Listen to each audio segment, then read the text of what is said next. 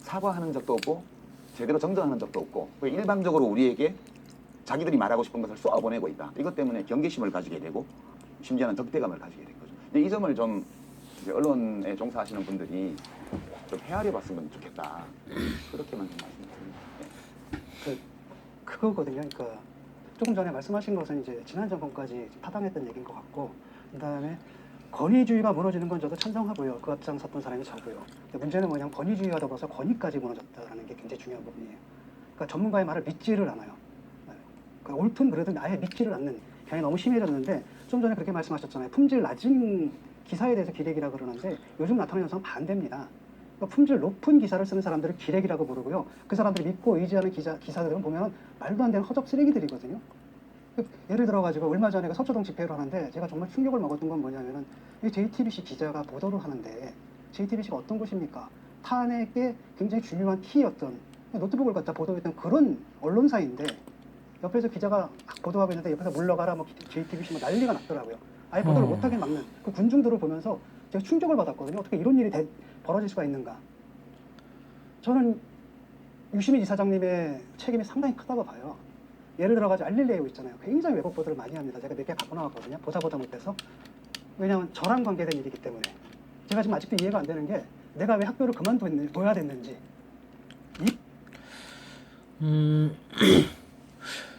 참 이게 진 교수님 말씀하신 거 들어보면은 뭔가 좀 그러네요. 감정이 엄청나게 올라와 있고 이런 게 티가 나서, 사실 사람이 얘기를 들을 때 중시하는 게 어휘가 아니죠. 그 사람의 비언어적인 그런 요소들을 더 중요시하게 보고 그거에 더 초점을 맞추죠. 어투라든지 어조라든지 뭐 영어로 말하는 뭐 딕션 발음 이것도 포함이겠죠. 그런 데서 이제 이 사람이 감정적으로 말려 있지 않은가 아니면 뭐 안정적인가 뭐 이런 거를 좀 더 보거든요. 그래서 확실히 감정적으로 나오고 계신 게 티가 나요. 논리가 없는 것도 아닌데도 불구하고 감정을 앞세우고 있다는 게 느껴지니까. 그러다 보니까 이런 발언이 나오는 거죠. 제가 지금 아직도 이해가 안 되는 게 내가 왜 학교를 그만둬야 됐는지 모르겠다. 사실 간단하죠. 어떻게 보면 이제 자기가 사표 썼으니까 그런 거지. 자기가 사표 썼으니까 학교 나오게 된 거지라고 말할 수 있는데, 근데 약간 울분이 있는 거예요. 지금 그 쿨하게 쿨하게 사표 쓰고 나왔는데 여기 와서 이제 구차하게 말한다 이런 비판도 듣고 계시는 것 같던데, 이게 나는 그게 올바르다고 생각하고 나왔지만 동시에 억울하다 뭐 이런 입장이신 것 같아요. 근데 이런 식이면은 이제 누가 주변에서 별로 좋은 말 듣기가 힘들 수밖에 없는 거죠. 됐는지 이게 이해가 안 되고요. 이 상황이 도대체 어떻게 된 건지 이것 좀 제가 단추하고 있습니다. 한번 봅시다. 요번에 그 정경심 사건이죠. 김경록 씨 녹취록을 공개하신 적 있죠. 근데 나중에 보니까 김경록 씨가 내가 생각해도 증거인멸이 맞다라고 발언한 부분이 있는데 그건 빼셨더라고요. 아까 그 기준의 사람이 이게 좋은 기사입니까? 낮은 기사입니까? 품질이 낮은 기사죠. 그런데 지금 유 이사장님은 엄청나게 기레기 소리 안 듣잖아요. 그렇죠? 자, 그 다음에 또 뭐라고 얘기했었어요? 증거인멸이 아니라 증거 보전이다. 농담하시는 줄 알았어요. 근데 이런 개그 하지 마십시오. 요즘 젊은 애들 안 좋아합니다. 웃지도 않고요. 네, 이 부분에 있어서는 저는 진정 교수가 참 유시민 이사장께 엄청나게 그 공격을 제대로 가한 부분이라고 생각은 해요.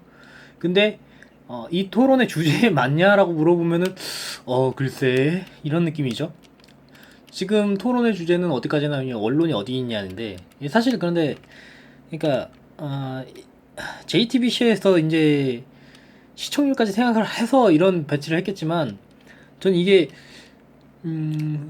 이런 걸 노리고서 배치를 하는 게 옳은가도 조금 의구심이 들고, 이 주제가 차라리 아니면은 그 알렐레오에 대한 그런 걸 주제로 삼던지, 약간 그러니까 저는 이 주제 이 두 분을 모으셨다는 것 자체가 JTBC도 역시 장사하는 데구나 이런 생각이 들게 되는 그런 생각이 드네요. 아재 개그거든요. 그럼 어떤 김경록 씨가 지금 보존한 거 있잖아요. 누구예요? 근데 이렇게 정경심 씨한테 갖다 준 노트북. 그러니까 그거 이런 언제까지 보존하실 겁니까? 이제 낼 때도 되지 않았어요? 파트들에 대해서는 유시민 이사장님이 딱히 사실상 말씀을 안 하시죠. 바탕에 깔려 있는 사고 방식이 음모론적이라는 네, 거죠. 토론 기술로 예를 따지면 들어가지고 아니, 훌륭하신 것 검찰에서 같은데 압수해서 증거를 왜곡할 수 있다라는 이런 상상이 어떻게 가능한지 어떻게 이렇게 말도 안 되는 것을 대중들한테 믿을 수 없는지가 저는 궁금하거든요. 예를 들어가지고요. 검찰에서 뜯어볼 때 변호인이 입회해서 보게 돼 있으면 이게 그걸 안 하게 된 그 증거를 못 써요. 그 서슬퍼런 국정원에서 왕재산 사건이니까 그때 입회 없이 그냥 뜯어만 본 거예요. 조작도 한 것도 아니고 그것 때문에 법정에서 증거 능력이 상실됐습니다. 모든 전문가들이 말도 안 된다라고 얘기하는 그 가능성을 말도 안 되는 그 상상을 대중들한테 얘기를 하는 거죠. 일종의 피해 망상인데 문제는 이 말도 안 되는 이 망상을 갖다 대중들은 그 알려 듣는 그 대중들은 다 사실로 믿고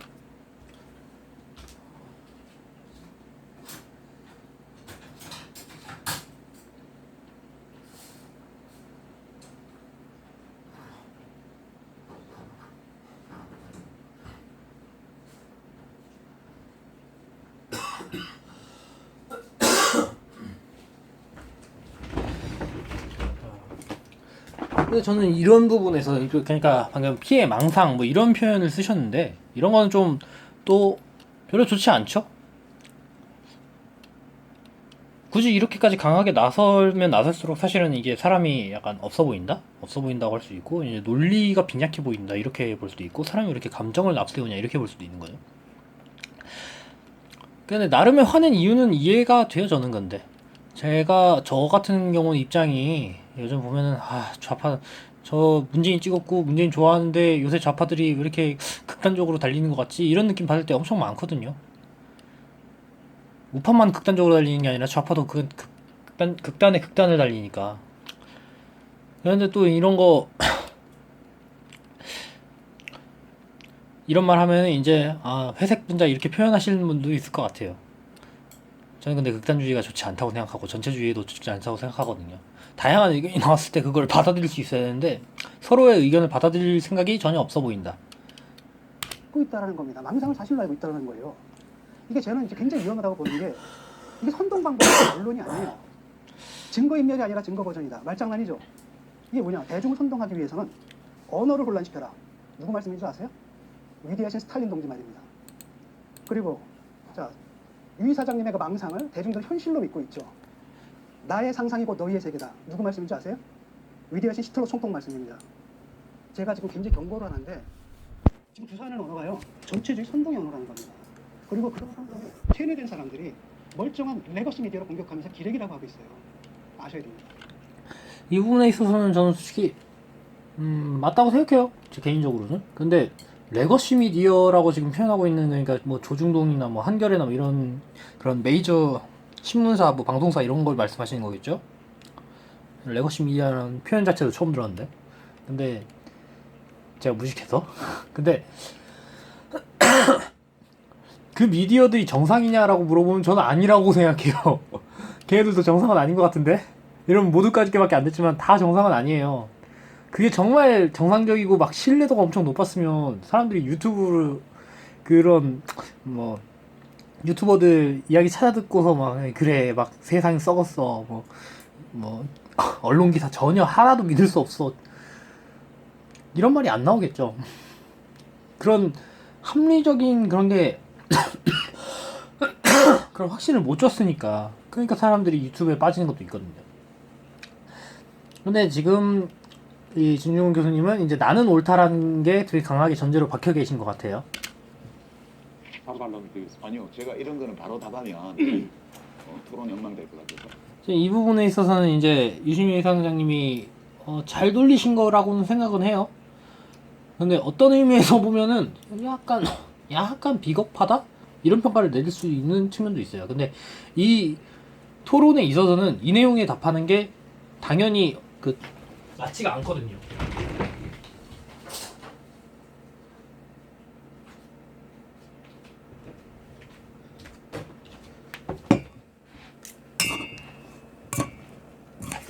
아이고 라면이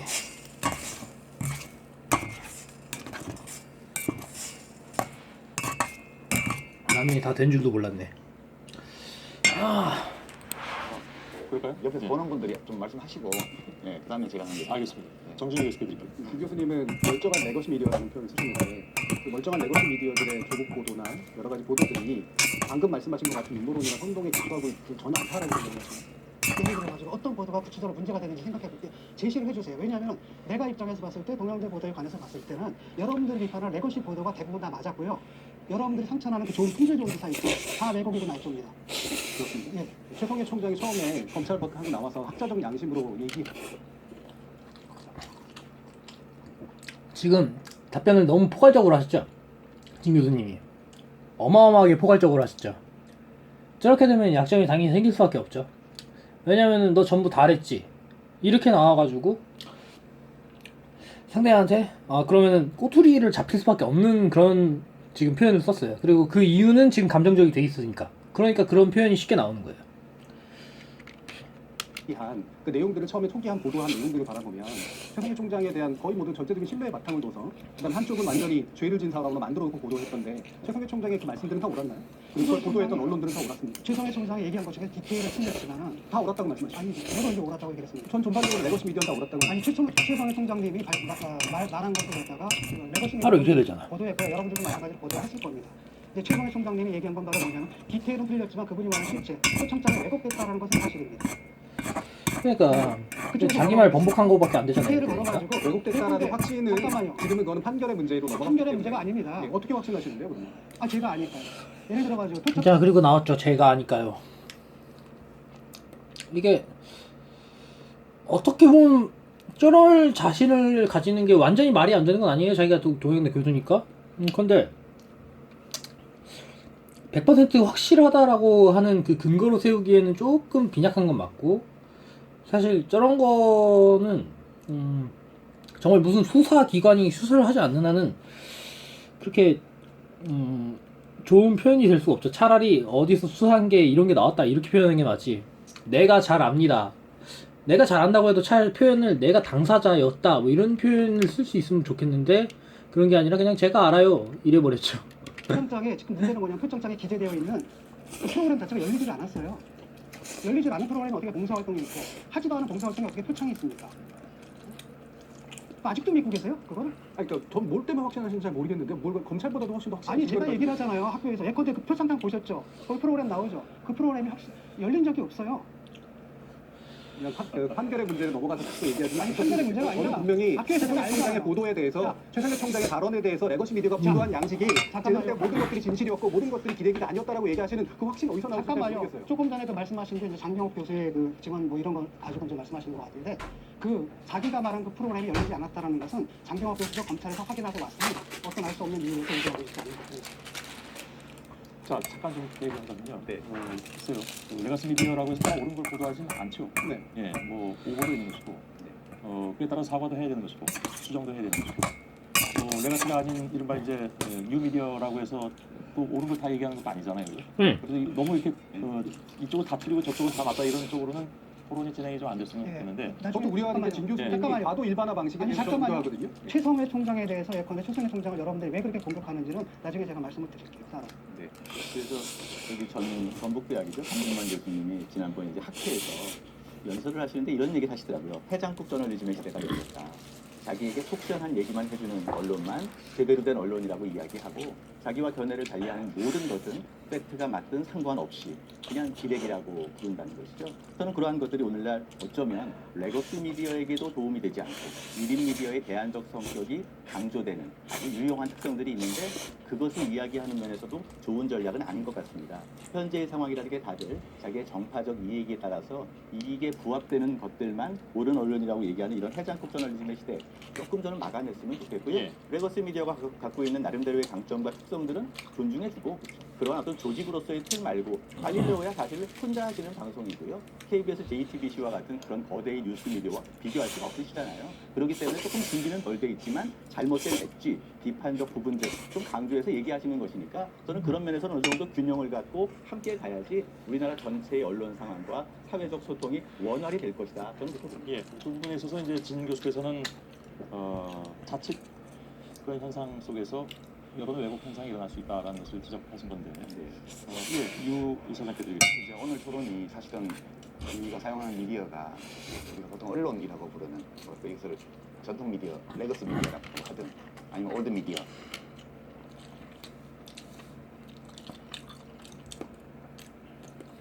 사실 방금 나왔던 그 말씀이 가장 FM적인 좋은 의견이고 당연히 가야 되는 지향점인 거죠. 근데 맞는 말이라서 그런가? 묻힌 것 같아. 이번 토론에서 사람들이 기대한 건 역시 진 교수님과 유 작가님의 한바탕 이제 전투? 검투? 그런 걸 바라시는 게 아닐까? 저는 이게 이 토론이 보면은 정상 토론 하려고 나온 사람은 한 명밖에 없고 나머지는 이제 그 검투장에 있는 이제 투사들 사람들한테 이제 보여주려는 그런 인상을 많이 받았어요. 이렇게 내용 진행되는 거 보면서. 낡은 미디어라고 하든 우리가 보통 언론이라 그러면 신문 방송 잡지까지 포함해서 거기를 얘기를 하는 거죠. 오랫동안 우리가 이용해왔던 만들고 이용해왔던 예. 그 문제를 다루는 거고요. 지금 뉴미디어 쪽에서 벌어지고 있는 여러 일들, 좋은 일들, 좋지 않은 일들, 이걸 가지고 한국 언론을 진단할 수는 없어요. 그러니까 뉴미디어 쪽에 일어나고 있는 여러 일들과는 무관하게 지금 이 전통 미디어들이 직면하고 있는 문제들을 좀 보자는 게 이제 오늘 토론의 취지라고 저는 이해를 하고요. 그런 맥락에서 지금 상황은 저는 한국 언론이 전 세계 언론이 다 마찬가지입니다만 특히나 한국 언론이 일종의 적응의 위기에 봉착해 있다고 생각해요. 적응의 위기. 특히 지금 환경 변화 때문에 이제 인류에게도 적응의 위기가 지금 와 있는데 이거하고 비슷하게 미디어 기술 환경의 변화로 인해서 또 미디어 사용자들의 생각과 어떤 행동 양식의 변화 때문에 그로 인해서 일어나는 미디어 시장의 구조 변화 때문에 큰 틀에서 보면 전통 미디어 언론이 생존의 위기에 직면해 있는 상황이라고 저는 봐요. 그리고 이제 이런 적응의 문제를 야기한 제일 큰 원인은 기술 변화입니다. 지금 우리가 이제 목격하고 체험하고 있는 이 정보통신혁명이라는 것은 좀 비유해서 말하자면 15세기 중반에 구텐베르크가 금속 학사를 발명하고 나서 벌어진 그 전까지 양피지나 또는 손으로 또는 비용이 많이 드는 이 나무로 만든 인쇄 이런 걸 하다가 갑자기 저렴한 인쇄 방법이 딱 등장을 하니까 그 전에 극소수 계급이 가지고 있던 지식의 독점이 무너지고 그리고 정보의 전파 속도가 굉장히 빨라지고 대중들이 스스로 정보를 생산하고 교환하고 유통하는 시스템이 생겨났어요. 그럼 그때 이제 어떤 많은 분들이 개탄하기를 요즘은 거짓말이 너무 빨리 퍼져. 그런 개탄도 나오고 했는데 그 금속활자의 발명이라는 것이 유럽의 사회정치적 문화적 변화를 그 이후에 몇백 년에 걸쳐서 어마어마한 변화를 만들어내는데 지금 우리가 목격하고 있는 이 기술 변화는 그거보다 강도가 훨씬 높은 변화를 지금 몰고 오고 있는 거거든요. 예. 저는 이제 이 미디어 소비자들의 사용자들의 이 기성 언론에 대한 저는 기성 언론이라는 표현을 쓰는데 기성 언론에 대한 이 불신 또는 용어에 따라 적대감 그다음에 아주 능동적인 어떻게 보면 공격적인 비평 이런 것들이 이런 기술 변화 때문에 생긴 거라고 봐요. 그리고 예전 같으면 그냥 넘어가던 많은 일들이 지금은 그냥 넘어가지가 않는 거예요. 여기에 대해서 전통 언론인들이 잘 적응해서 대응을 했더라면 이 기레기라는 용어는 탄생하지 않았으리라고 보고요. 예. 지금까지처럼 이렇게 계속해서 적응을 거부하고 이렇게 간다면 지금 기레기라는 말로 비판하는 사태를 넘어서서 언론 기업의 존재 그 자체를 위협하는 수준까지 갈 수도 있을 것 같다. 그런 이제 총체적인 인상을 말씀을 드립니다. 예, 진 교수께 드리겠습니다. 네, 그 테크놀로지 발달과 뭐 언론의 관계에 대해서 나중에 다시 제가 이제 분석을 하겠지만 대충은 대강에서는 제가 동의를 하는데요. 한편으로 굉장한 잠재성이고요. 다른 한편으로 굉장한 위험성이 있습니다. 그러니까 다시 말하면 이런 미디어, 이 사람들이 정말 그 무정부주의적인 내지는 자율주의적인 다중이 되는 정말 창조적인 생산적인 방식이 있는다면 전체주의적인 군주로 돌변하는 아주 반동적인 방식이 있는데 우리 사회에 나타나는 것들은 불행에서 후자와 더 가깝다는 겁니다. 제가 아시겠지만 제가 한번 더 드리겠습니다. 아직 예가 있는데 아까 첫 번째 든 예는 사람들의 의식을 어떻게 나비시키느냐. 저는 그렇거든요. 우리가 정치를 하는 것은 사람들을 똑똑하게 만드는 거라고 생각을 해요. 로고스, 더 논리적으로 만들고 그다음에 에토스, 더 윤리적으로 만들어야 되는데 아까 이런 거 전문 용어 쓰는 거 어떻게 보면 자신의 신뢰도를 올리는 걸 수도 있지만 어떻게 보면 중언부언 같은 게 될 수도 있죠. 쓸데없이 아는 척만 한다 이런 비판을 받을 수 있어요. 사실 뭐 라틴어 계열의 고전 철학자들 뭐 얘기하려면 뭐 사랑은 에로스니 뭐 파토스니 뭐 별의별 그런 게 다 나오는데,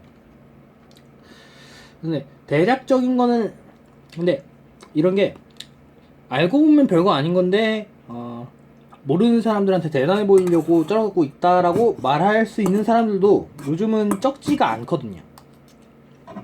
옛날이랑 다르니까. 사실 대학생들 중에 정말 각 잡고 공부하는 대학생들, 뭐 철학과 학생들 이런 사람들이면 다 저거 왜 굳이 저런 말로 해야 되는 거지? 라는 생각과 저거 별거 아닌데 라는 말을 할 가능성이 있어요. 그러다 보니까 저런 것도 빈수레가 요란한 그런 쪽으로 받아들이는 분도 많이 있고, 그런 식으로 욕도 좀 먹고 계시는 것 같더라고요. 저도 저런 실수할 때가 있는데, 대화하다가 내가 익숙한 상대는 모를 것 같은 전문 용어 막 써가면서, 근데 그게 사실 대화를 하는 데 있어서 좋은 건 아니다라는 걸 또 저도 배운 것 같아요. 이런 이제 선동 방송이 얼마나 사람들의 논리를 마비시키는가를 얘기를 했다면, 이번에 윤리를 마비시키는 얘기를 좀 할게요. 오늘도 보니까 조국 부부가 아들을 시험 대신 봐줬잖아요. 뭐 시험 대기해라, 보내라. 그다음에 부부가 밤식 싸우라고 답변지 보내주고, 그걸 갖다 오픈북이다 이렇게 표현하셨더라고요. 근데 저도 학교에서 오픈북 시험 보거든요. 부모가 와서 얘기하잖아요. 그리고 시험이라는 것의 목적이 뭔지 잘 모르시는 것 같은데, 시험은 그 학생이 얼마나 열심히 공부했는지를 테스트하는 게 시험이지, 그 학생이 얼마나 공부만 하나 부모를 갖고 있는지를 테스트하는 게 아니거든요. 그 점 좀 분명히 좀 했으면 좋겠는데, 한번 생각해 보십시오. 그걸 만약에 허용한다면, 그런 식으로 오픈북한테 부모가 대충 시험을 봐주는 걸 허용한다면 어떤 일이 벌어지냐면, 배우지 못한 부모 밑에서 열심히 공부한 학생의 몫을 하나도 공부 안 했는데 부모 잘난 부모 학벌 좋은 그 학생이 가로채게 된단 말이죠.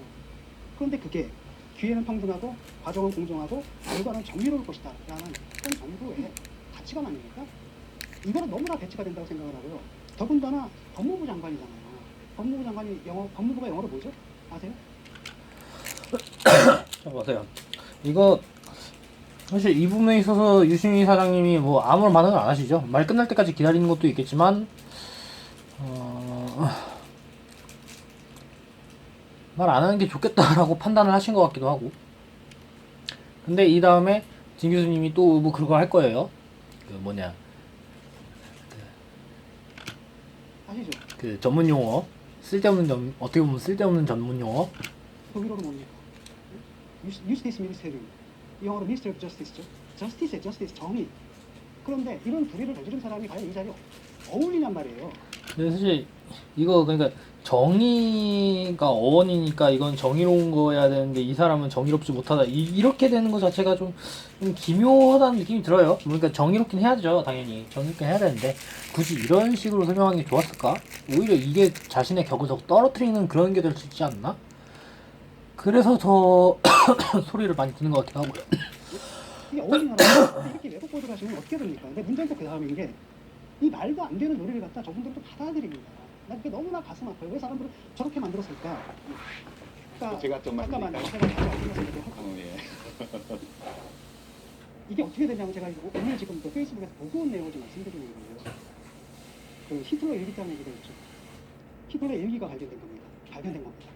네오 나치들은 막 열광을 하는 거예요. 총통의 일기가 발견됐구나, 보고 싶다, 이러겠죠. 근데 문제는 바로 뭐냐면, 그 총통의 일기가 적힌 그 종이가 있죠. 60년대 상이에요. 그 총통의 일기 다음에 만들어진 거죠. 그 정상적인 사람들은 어떻게 판단을 내립니까? 일기가 위조다라고 판단을 내리게 되잖아요.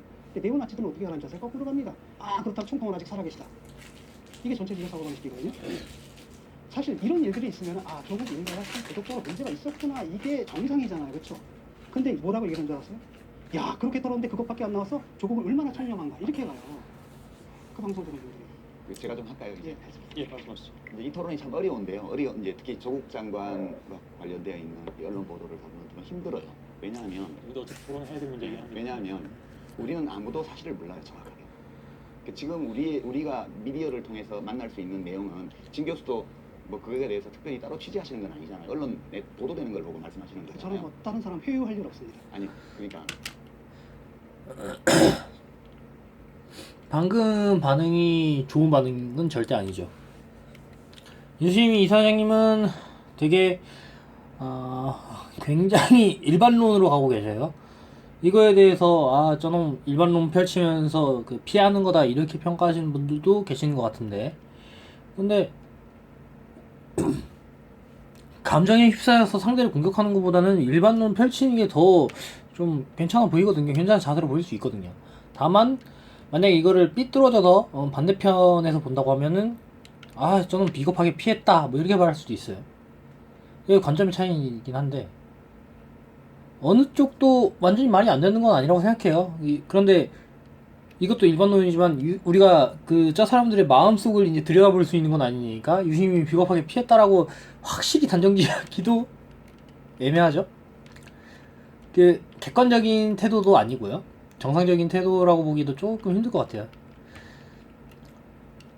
다만 저 일반론에 대해서 나는 누구 회유할 일 없다라고 답변하는 건 결코 좋은 자세가 아니고, 그거에 대해서 좋은 소리를 듣기도 힘들 거라고 생각해요. 그러니까 제가 평범하게 이걸 바라보는 일반 민중이나 일반 시민 기준에서 말이죠. 말씀은 되게 기자들은 취재를 하고요. 새로운 사실들을 찾아내요. 전통적인 이제 언론인들은.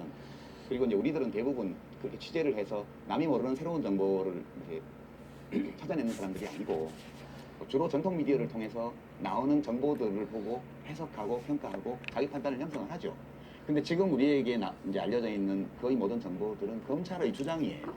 제가 무슨 말씀드리고 싶은 거는 검찰의 주장이고, 그 다음에 그 검찰의 주장이 언제나 팩트 또는 진실을 담고 있는 것은 아니다. 뭐 부분적으로 담고 있을 수도 있으나 그 점을 우선 전제로 해서 말씀드리고요. 두 번째는 이제 도덕은 되게 중요하죠. 우리가 살아가는데 도덕이 없으면 이 사회가 정상적으로 좋게 뭐 진실은 알 수 없다. 아무도 모른다. 근데 이 부분에 있어서는 좀 그런 게 이건 유 이사장님이 잘못했다라고 하는 건 좀 웃기지만, 자기 의견 저도 지금 이렇게 피력하고 있고, 유 이사장님도 이제 알릴레오에서 자기 개인적으로 의견을 피력하시잖아요. 근데 정치에 확 꽂혀 있는 분들은 자기 확증 편향이 엄청 강하게 박혀 있다 보니까 내가 절대적으로 옳다, 내가 다른 사람은 절대적으로 옳다, 이런 게 굉장히 강하다 보니까 유 이사장님이 예상으로 말을 해도 이렇지 않을까라고 해도 그거를 거의 거진 대부분이 맞다, 100% 이게 정답이다 이렇게 받아들일 수가 있어요. 이런 걸 이제 진 교수님이 계속해서 비판을 한 건데, 이건 근데 유 이사장님이 잘못이다? 라고 하기 조금 애매하죠. 왜냐면은 저런 게 다 잘못이면은 홍카콜라 뭐 이런 거 있죠. 보수 유튜버들 그리고 진보 유튜버 누가 됐든지 간에 이런 거 하는 거 자체가 전부 잘못이다, 아예 이걸 하지 말아라는 거밖에 안 될 수도 있거든요. 근데 사람이라는 게 자기 내내 어떤 생각을 가지고, 그러니까 자기가 바라본 정보, 자기가 받아들인 정보를 가지고 그 정보로 자기가 경험한 거, 축적한 거, 책에서 본 거, 이런 거를 조합해서 이럴 가능성이 있어 보인다라고 추론하는 게 잘못은 아니에요. 그리고 그거를 말하는 것도 잘못이 아니에요. 그런데 문제는 지금 이렇게 종교처럼 받아들이는 사람들이 많은 이런 시점에서는 좀 부정적인 효과를 되게 강하게 낸다? 전 그렇게 평가를 할 수 있지 않을까, 그런 생각이 드네요. 이거는 근데 정말 원론적으로 다들 다 같이 조심을 하고 다들 다 같이 노력을 해나가야 됩니다 말고는 답이 없는 거예요, 이런 부분은. 근데 이거를 이런 부분에 대해서 이제 공격을 계속 하겠다 하면은 당연히 사람이 좀 이상하게 보일 수밖에 없는 거죠. 진 교수님이 그런 실수를 하신 것 같아요. 되게 어렵죠. 그래서 도덕은 매우 중요하죠. 그러나 도덕은 국가의 형벌권을 검찰이 개인에 대해서 행사하는 것은 차원이 좀 다른 문제예요. 제가 지속적으로 주장해온 것은 저 개인적으로는 조국 전 장관과 혹은 그 배우자와 그 자녀들에 대한 도덕적 평가, 판단 이런 것들은 각자가 자기가 신뢰하는 정보에 입각해서 하면 된다고. 그런데 검찰은 국가의 합법적 강제력을 동원해서 어떤 시민 개인을 법정에 세워서 징벌하는 기관이에요. 여기서 문제가 되는 것은 이것이 형사법상의 처벌 대상이 되냐 안 되냐 따지는 문제인데 지금 제가 이 언론에서 보도하는 걸 보면 이 둘을 뒤섞어서 조국은 부도덕하고 그 가족은 비난받아 마땅한 일을 했기 때문에 당연히 구속해야 되고 징역을 살려야 된다는 식의 메시지를 담은 보도들이 너무 많이 넘쳐났고 그 둘을 전혀 구분하지 않고 검찰의 여러 가지 행동에 대해서 그냥 보도하는 건 너무 많았기 때문에 제가 주장하는 거는 도덕과 형벌, 그러니까 도덕적으로 비난받을 소지가 있는 행동을 한 것과 그래서 그 사람을 국가 권력을 동원해서 신체의 자유를 박탈하거나 기본권을 박탈하는 형벌을 내리는 그것의 정당성 이걸 가리는 기준을 달리 적용해야 된다는 얘기를 해온 거예요. 그런 거고 저는 이제 진 교수 말씀에 일리가 있다고 보는데요. 근데 너무 급하세요. 그러니까 그 결론에 이르려면 근데 대중이 어떤 논리에 뭐 마비가 되었다, 세뇌가 되었다 이런 결론까지 이르려면 좀 더 우리가 네, 이 부분에서 저는 그래 뭐 조금 맞아요. 그렇죠. 약간 그런 거죠. 법의 약간 애매한 부분을 노려서 차익을 취하는 그런 느낌? 근데 그거는 저는 저 부분에 대해서는 대한민국의 일반 서민들도 다 저거 하거든요. 기회가 되면 하고 기회가 안 돼도 부러워하고 된 사람 보고서 좋아하고 그 되게 시기하고 나도 저렇게 해보고 싶어 하고 이런 게 다 가지고 있는 상황에서 도덕적으로 잘못됐으니까 그 상태로 이제 검사에 다 그 조사를 하고 이게 맞다라고 주장하기엔 되게 애매하니까 이 부분에 있어서는 유이사님의 말이 또 일리 있다고 저는 생각을 해요. 아예 근데 그 다음에 나오는 현실에서 이거 벌어지고 있는 일들에 대해서 좀 더 다각적으로 짚어보고 좀 더 종합적으로 추론하는 과정이 필요해요. 지금 뭐 때문인지는 모르겠는데 평소의 제가 알던 진중권 교수답지 않게 되게 막 건너뛰세요. 이제 그렇게 토론을 하면 토론하기가 진짜 어려워요. 그 점만 좀 제가 건의드리고 뭐 예. 필요하면 딴 분 말씀도 듣고 또 토론 이어갔으면 해요. 제가 그래서 진행자는 아니지만. 말씀드리죠. 네. 결론이 성급하다고 그랬는데 문제는 뭐냐면 결론이 이미 났고요. 네, 워딩이 좀 강하긴 한데요. 근데 이거는 저는 개인적으로 동의해요. 왜냐면은 여기 있는 댓글만 봐도 중립적으로 뭔가 서술하려고 하거나 이러시는 분들 거의 못 봤어요. 이 밑에 댓글 쭉 보잖아요. 이거 보면은 뭐 변희재 강용석 뭐 그리고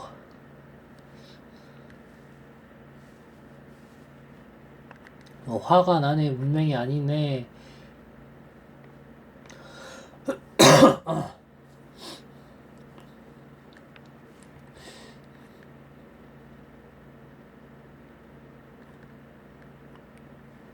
JTBC가 신뢰도 잃어버렸다. 진중권 덕분에 많이 웃었다. 조국 사건 침묵하는 기회주의를 선택했다. JTBC가 팩트로 조정하고 나와달라고 생각이 없나봐. 뭐 이렇게 강한 말씀들 다 쓰시네요. 근데 댓글 읽어보니까 근데 뭔가 뭐랄까 감정 빼고 어떤 진영 논리 빼고 정말 자기 스스로 고민하고 생각해서 좀 상대방에 대한 뭐 기본적인